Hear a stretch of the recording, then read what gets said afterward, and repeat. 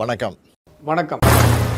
சிறப்பான தரமான சம்பவங்களை இனிமேதான் பார்க்க போறோம். நம்மோட தொடர் எதிர்ப்புகளை மீறி எஸ்ஐஆர் பணிகள் தொடங்கிடுச்சு. காலையில என்ன விளையாட்டு காட்டுறாங்க, எப்படி எல்லாம் சோதிக்கிறாங்க, பொழுது விடிய விட மாட்டேங்கிறாங்களே ஐயா. தமிழ்நாடு மக்கள் அத்தனை பேருடைய எதிர்ப்புகளையும் மீறி நீங்க ஆட்சி நடத்தி தான் இருக்கீங்க.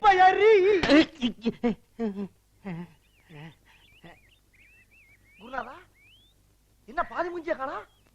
குருநாதா, என்ன குருநாதா உங்களுக்கு புது ஐட்டம் அறிஞ்சிருக்காங்க? எங்க திரும்புங்க. கர்ம கர்மா என்ன இப்படி நாறுது?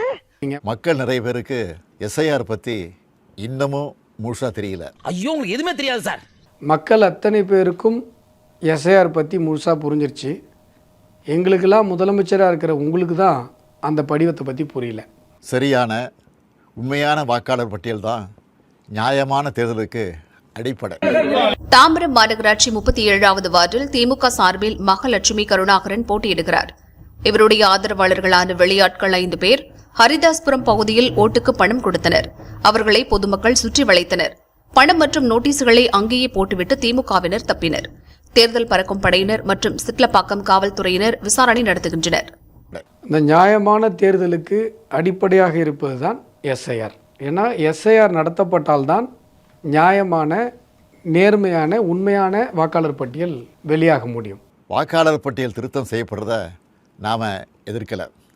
ஆனால் போதுமான கால அவகாசம் தராமல் எலெக்ஷனுக்கு சில மாதங்களே இருக்கிற நிலையில் இதை அவசரமாக செய்கிறது சரியாக இருக்காது என்பது தான் நம்முடைய நிலைப்பாடு. நீங்கள் பொய் சொல்கிறீங்க. தமிழகத்தில் எஸ்ஐஆர் நடத்தப்படும் போது போதுமான கால அளவு இல்லைன்னு இப்போ சொல்கிற நீங்கள் பீகாரில் எஸ்ஐஆர் நடத்தப்படும் பொழுதே அதை எதிர்த்தீங்க.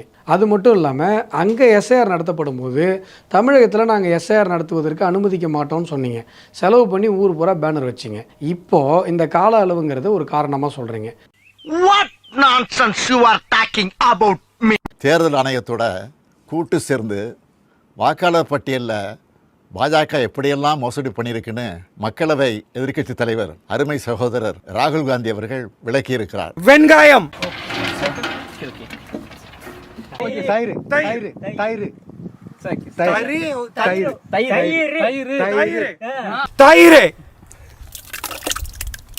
ஆனால் அவர் இந்தியாவில் இருக்கும்போது நடத்தின பத்திரிகையாளர் சந்திப்பில் சொன்ன எந்த அலிகேஷனையுமே கம்ப்ளைண்ட்டாக எழுதி தேர்தல் ஆணையத்துக்கு அனுப்பலை. தேர்தல் ஆணையம் சார்பாக கேட்ட போதும் கம்ப்ளைண்ட்டாக கொடுக்கல. வெறும் ப்ரெஸ் மீட்டில் மட்டும் சொல்கிறார் அப்படின்னு சொன்னால் இதெல்லாம் கட்டுக்கதை தானே? ஏண்டா டேய், எனக்குன்னே வருவீங்களாடா? ஏன்ட்ட சரசம் பண்றக்கே ஓட்டாப்பே உங்களை பெற்றுறாங்களா? ஏன்டா அப்படி பட்டத்திலே வந்து பஞ்சு பண்றீங்க? நாமளும் எஸ்ஐஆர் அறிவிச்சப்பவே இது சதின்னு உணர்ந்து எதிர்த்தோம். என்னங்க எனக்கு ஒண்ணுமே புரியல. அதுதானப்பா எனக்கும் புரியல. 3 நிமிஷம் கூட பேசலை. அதுக்குள்ளே ஒரு சிஎம்மாக இருக்கிற நீங்களே இவ்வளோ முரண்பாடாக பேசுகிறீங்க. கொஞ்ச நேரத்துக்கு முன்னாடி நீங்கள் தான் என்ன சொன்னீங்கன்னா எஸ்ஐஆரை நாங்கள் எதிர்க்கலை, இவ்வளவு சின்ன கால அளவில் பண்ணுறதுனால எதிர்க்கிறோம் நீங்கள். இப்போ நீங்களே என்ன சொல்கிறீங்க? எங்கள் நண்பர் ராகுல் சொன்னார், அதனால் நாங்கள் ஆரம்பத்திலே அதை எதிர்த்தோம் அப்படிங்கிறீங்க. ஏன் சார் இப்படி மாற்றி மாற்றி பேசுகிறீங்க? எஸ்ஐஆருக்காக வழங்கப்படுகிற கணக்கீட்டு படிவத்திலேயே எத்தனை பிரச்சனைகள், குழப்பங்கள் இருக்குன்னு உங்களோடு பகிர்ந்துக்குன்னு நினைக்கிறேன். எனக்கு கூட இந்த எனுமரேஷன் ஃபார்ம் கொடுத்துருக்குறாங்க. இந்த ஃபார்மில் பல பிரச்சனைகள் இருக்குது அப்படின்னு சொல்லி சிஎம் ஆரம்பிக்கிறாரு. ஆனால் நீங்கள் பாருங்கள், ஒரு பிரச்சனையை கூட உருப்படியாக சொல்ல மாட்டார். இதில் முதல்ல நம்முடைய விவரங்களை கேட்குறாங்க. அதுக்கு அடுத்தபடியாக முந்தைய வாக்காளர் திருத்தப்பட்டியலில் உள்ள வாக்காளருடைய உறவினரின் பெயர் கேட்கப்பட்டிருக்கு. உறவினர்னா யார்? அப்பாவா, அம்மாவா, அண்ணனா, தங்கையா, கணவனா, மனைவியா, பசங்களா, யார்?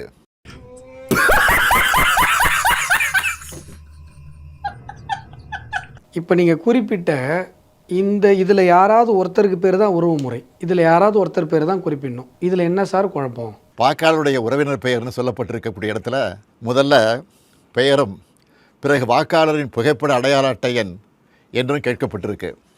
3வதாக மீண்டும் உறவினர் பேர்னு கேட்கப்பட்டிருக்கு. முதல்ல யார் பேரை எழுதணும்? எந்த வாக்காளர் விண்ணப்பிக்கிறாரோ அவர் பேரா அல்லது உறவினர் பேரா? மாமா கோவம் வந்துருச்சு.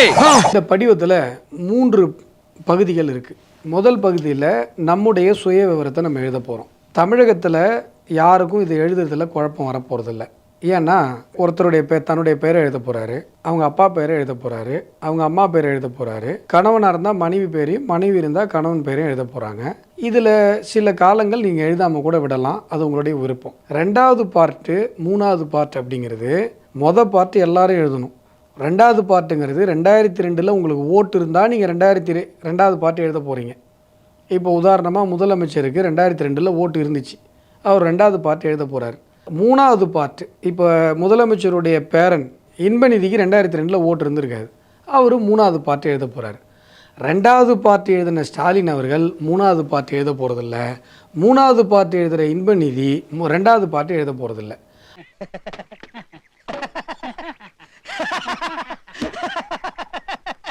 அரசியல்ல இதெல்லாம் சாதாரணமா. உங்க வீட்டு பிள்ளையா நினைச்சு எல்லாரும் என்னை மன்னிச்சிருங்க.